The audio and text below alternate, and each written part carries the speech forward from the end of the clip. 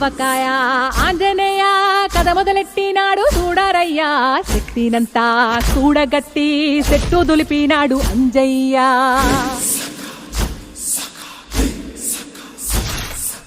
ఎర్ర ఛాయ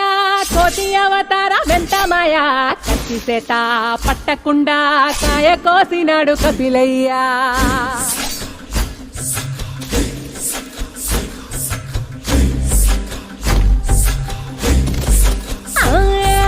అంజనమ్మ ముందు వంజుల్ పుంజుల్ సిడి మామిడి ముక్కలు కుప్పల్ తెప్పల్ టెంకలోని జీడి వంకలెన్నున్నా పులిగోరు పళ్ళతో పరపర తీశాడు రో